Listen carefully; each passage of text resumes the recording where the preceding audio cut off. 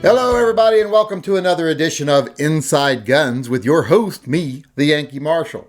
Today I want to start off with a little 2A community news. I want to talk about the NRA and these recent rumors that Donald Trump Jr. is going to be trying to take over the NRA. Now, I've been getting a lot of emails about this, a lot of questions about this, because it seems some people, like military arms channels and others, have been jumping on the bandwagon that, this could be a good thing, this could be a reason to get behind the NRA again, blah, blah, blah. And people ask me what I think. Well, what I think is that's fucking retarded. Excuse my non-PC word there, but it's just stupid. The whole notion that the NRA is even salvageable is just ridiculous. And I know right now the NRA itself is actually going on a big campaign trying to get channels back on their side, trying to give them financial reasons to support them again. They know better to try that with me because I ain't going to do it. But there's a lot of channels that will, as soon as it becomes financially viable, like when Hickok. It was funny how Hickok denounced the NRA right after they quit writing him checks because they were under so much scrutiny. But he left the door very much open to working with them in the future, and that means if the checks start coming again. Which is one of the reasons I don't like a lot of these channels that support the NRA. It's all about money to them. They know the NRA has been one of the biggest detriments to our rights in decades. They take all the money that we give them to fight for our rights and use it as a personal piggy bank to buy themselves suits and trips on yachts and private planes and stuff like that. While making backroom deals with politicians to give away just a little bit of our rights every year to keep people mad and to keep them fighting, instead of making any actual progress.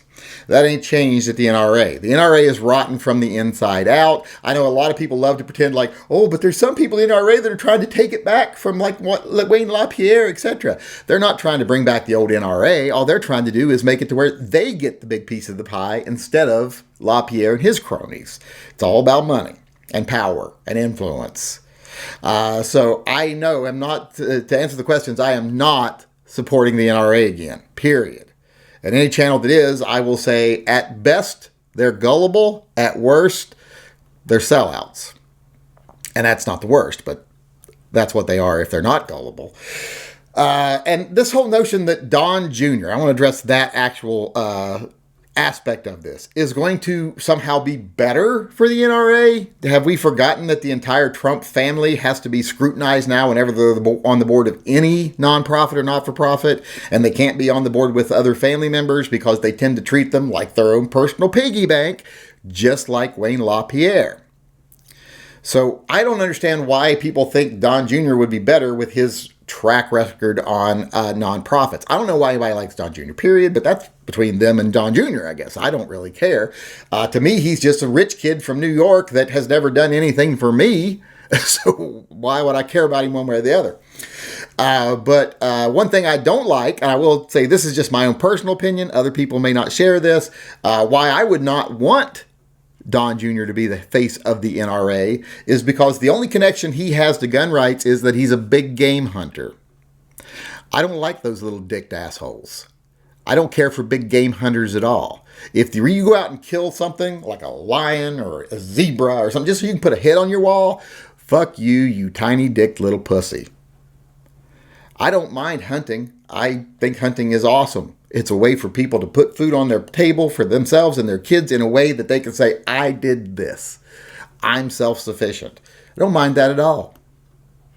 But hunting non-prey animals just to kill them and say, I overcame the mighty beast with my high-powered rifle and scope from a distance where I was safe, probably inside a cage or blind or a vehicle. That's fucking bullshit.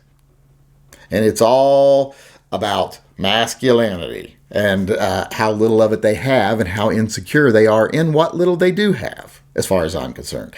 So I would not want a big game hunter to be the face of the NRA, period.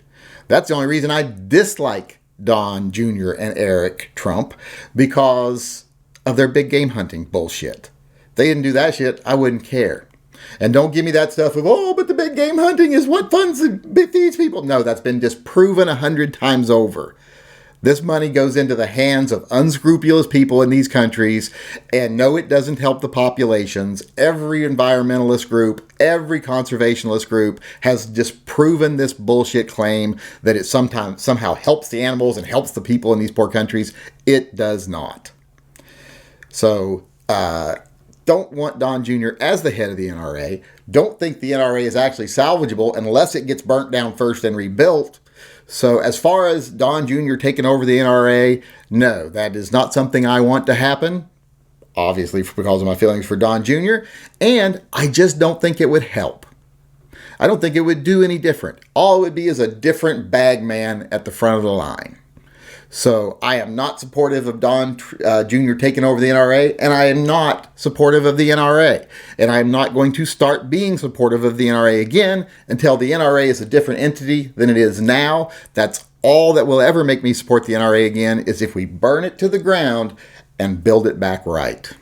All right, next today I want to move on to a little legal news, and I want to deal with something else that people have been sending me a lot of emails about and asking me a lot of questions about in the live chats.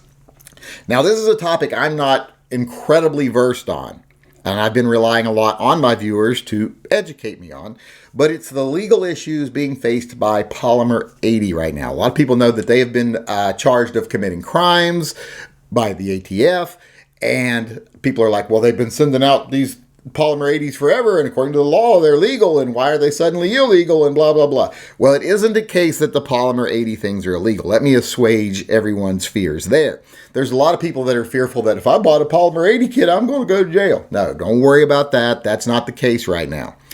The 80% lowers and stuff are still 100% legal. And that's the letter of the law. They're legal. The problem is how Polymer80 was shipping the kits. They were shipping you everything you need to build a gun, which was okay with the law. The law states, and this is something I've been educated on about my viewers, not myself, that the law states that they can ship you everything you need to build a gun, but you have to have the tools to put it together, or else they're actually building the gun for you if they provide you the tools. Well, what they've been doing is selling toolkits, I guess, to make extra money, that you can use to put the guns together. So if you ship the gun and the toolkit together, that's a crime. Now, from what I read from the ATF and from the one person I was able to speak to, if they sent just a toolkit or just a Polymer80 kit, that's not a crime. But if they're ever in the same box or sent on the same day to the same person, that's a crime. Because now they've sent you not only all the things you need to build the gun if you have the means, they've sent you all the things you need and the means. Now, I first said, well, you'd have to have a power drill, right? So you still have to have the means, and I think that should make sense. If they aren't shipping power drills, how are the drill bits and the jigs, how are that making it to where you can possibly put it together? Now, I did have a few people that said, you're a woodworker, you know you can do that with just basic stuff in the kit, probably, the package. You know, you can create those old hand-style drilling kits. And I'm like, yeah, but who's going to fucking do that? That's a pain in the ass. I don't go for that old-timey woodworking. I like, electric stuff. So I was like, well, as long as they're not shipping the drills, I don't think they broke the law. But according to the ATF, it's different. If they send the kit and the means to put the kit together, they've broken the law. They've sent you basically a completed gun or everything you need to complete the gun. Whereas the law, the letter of the law says they can send you the materials you need to build a gun, but not the means to build a gun. Which to me doesn't make sense. It's all stupid anyway. I think everyone knows I don't agree with background checks or limits on who can buy a gun, because one of the big arguments against Polymer80s and 3D printed guns and stuff is like, oh, well, what if criminals start making guns, or a felon can go in and buy one of these Polymer80 kits? And I'm like, well, I think a felon should be able to go into a gun shop and buy a gun if they're not in prison. If they're a free man, they have all their rights. If they aren't trustable, if they're untrustworthy and you can't let them have their rights, don't let them out of prison. That's the solution to that. You don't solve one problem with another problem. Two evils don't equal one good. Letting someone, denying someone of their constitutional rights just because the prison system's fucked up, that's two evils. It doesn't equal one good. What you do is you fix the one evil. You don't let them out if they're not safe. So I don't have any problem with that. When people say to me, well, felons will be building guns. And also they'll say things like, well, what if a 12-year-old just calls in off or gets on the internet and orders this gun? And my answer to those people are, well, if your 12-year-old is spending $500, $600, $700 on the internet without you knowing about it, well, then you're a shitty parent. So maybe you should look at you for why there's an issue there. But I don't really see that being a problem. If it becomes a problem, we'll deal with it. But I don't like this whole, we got to solve every problem before it's even a problem, because all that does is end up infringing on people's freedoms. So the thing with the Polymer80 guys, again here, like I say, I personally, unless they're shipping a drill, don't see how they broke the law. And if the ATF wants to say, okay, they're breaking the law doing this, well, stop selling the kits. And I don't think it's something they should be held accountable for now, because I don't think it's ever been clearly defined before that the drill bits can equal to the means to put them together, even if you don't send the drill. So I don't see a problem there as far as that. But I do see one problem. I have a problem with all the restrictions on them, period. Like I said, I think that's stupid law about what you can have and how much they can send you and whatever. It's bullshit in any way. But I don't think it's the ATF we should have a problem with here. It's the law. I mean, I don't like the ATF. The ATF shouldn't exist.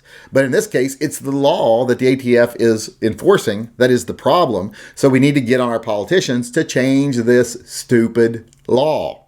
There shouldn't be any regulation whatsoever on this type of thing.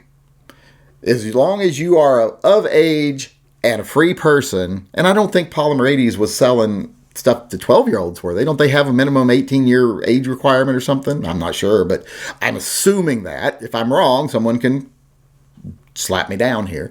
You can always come on Slap the Yank and tell me when I'm wrong. But right now, I don't see a problem. Like I said, I don't see how it's a violation of the law if they didn't send drills, but even if it is, just stop sending the drill bits for now until the law can be changed, and they shouldn't be penalized for the drill bits and kits they sent before, because, like I said, any rational person in my mind would think, well, we're not sending them the drill, so they can't build this unless they already have the tools to build it. But that's gray area legally, and like I say, I don't see a problem with it, but maybe attorneys will, but deal with it by saying, okay, you're saying we can't do this now. We'll stop doing it until we change the law, until we can do it. Also, though, I think this is great in the way that it is standing. This is one thing always people miss. It's standing where now Polymer80 can now say, hey, we've been damaged because of this arbitrary decision or definition. So now we're going to sue to have it either formalized in how it's the real reason, what's the real requirements, or just challenge the law itself and have it declared unconstitutional. So there is a little silver lining there. And to be honest, I don't know to what extent Polymer80 is being prosecuted right now, if any level. I know that they were served subpoenas and other stuff, but that's just building a case. That could end up with the government saying, don't do this anymore, or trying to prosecute them, or doing nothing whatsoever, finding out that, hey, this is a case we don't want to fight, because if we fight it, we'll get the law changed, and we don't want the law changed. So right now, I'm just in a wait-and-see place. But like I said, not a legal expert on things like this. Not an expert on Polymer80s, because I don't like people giving me fucking homework when I buy a gun. I don't like, I want this gun. Okay, here, go put it together. I'm like, fuck no, I paid you to put it fucking together. That's like the same thing with bagging my groceries at the grocery store. I'm like, I didn't know I fucking worked here now. Same thing with Polymer80. I don't fucking work for you. Put the gun goddamn together. Which is why I don't have any, because I'm a curmudgeon old man who doesn't want to do it. So as far as the Polymer80 things go, that's my opinion so far. I don't know how much trouble they're in. I don't know if they're in any trouble at all. And I personally think the law is stupid. And that's where we should center our attention right now, is getting this ridiculous law changed. Because if we get rid of the law, then nothing else matters. All right, next I want to talk a little gun talk here. What I want to talk about today is a gun I think everyone out there knows I like, and it's a company that helped me raise a lot of money for an animal charity recently with the help of my viewers, and it's FKBRNO USA. Well, I got an email from them today. They said that they have a new face as far as their promotions in the United States goes, and it's everybody's favorite self-promoter, Rob Pincus. Pincus! And everyone out there knows that I don't get along with Rob Pincus very well, but I think he will do a good job at promoting the product. I think it's an excellent product, so he's got an excellent product to promote. And we know if he promotes this product half as well as he promotes Rob Pincus, he'll do a great job in promoting the product. They told me he'll be reaching out to you soon. I'm like, well, I don't think he'll be reaching out to me, but he doesn't need to. I don't need to interact with the company to promote the product. I don't do deals. I don't do, promotions or, pay. They don't pay me anything, and I don't ask anything from them to promote their product. I promote it because I like it. So I'll continue to promote the gun because I think the gun is awesome, and I appreciate the things they've done for animal charities. And I think Rob Pincus will do a good job, but I just want to let everyone know out there, FKBRNO now has a new face in the United States, and it's Rob Pincus. So if you want to talk about the gun to someone out there, if you've got a YouTube channel and you want to communicate with someone, it looks like Rob Pincus will be the guy you need to contact. All right, now I want to end the show with our concealed carrier of the day. And I should just say carrier of the day because not everyone conceals. But when I say carrier of the day, it means like, I don't know, that they've got syphilis or something. Sounds kind of odd. But we'll go with concealed carrier of the day for now because it's fitting here. So the concealed carrier of the day, our viewer EDC of the day, is Brad N. Now, as we can see here, Brad is apparently a lumberjack. And as we all know, that's okay. And he also carries in pretty much the exact way I carry. The biggest difference is he's carrying a G27 converted to 357 SIG Glock. That is a gun that I own one of, but as we know, the one I own is currently on the lam with his werewolf friends, so I'm not carrying it. But he's carrying his Glock, like I said, just like I do. Outside waistband, about the 330 position. And he's carrying, like I said, the G27 converted to 357 SIG, and he's carrying it in one of my favorite off-the-shelf holsters. In fact, I would be willing to say it's my favorite off-the-shelf holster, the 1791 gun leather holster. These holsters are awesome. As we all know, the Glock 26, 27 series guns are also awesome. So this is a very nice little carry rig. Now, the only problem I see here, and this is something I'm seeing a lot of now that I'm having people send me pictures of their viewer EDC, I'm like, what is wrong with the asses in the gun community? Why are there so many men with no ass? This belt here, what is it fucking sticking on? I don't understand how this belt's even working. In fact, in this picture, it almost looks like he's got his ass on backwards. I'm not sure what's going on. But I'm starting to think I'm going to need to form a charity to benefit people with gluteus deficiencies. I don't know what you would call it in the gun community. But that's a different story. For now, I just wanted to show everyone our viewer of the day, our viewer EDC of the day. And it is Brad N. carrying his Glock 27 converted to 357 SIG in his 1791 leather holster. All right, everybody, that's our show for today. I hope you enjoyed it. I hope you come back tomorrow for our next episode of Inside Guns with your host, me, the Yankee Marshal. Until then, I just want to remind everybody that this channel is completely viewer funded. I do not take endorsements. I do not take sponsorships. I do not accept payment to promote products. So I'm solely funded by you. That means you control the content, and I can be honest. I don't have to serve some corporation somewhere. So if you want to become a patron of the channel and you want to support it, please go over to patreon.com/the Yankee Marshal.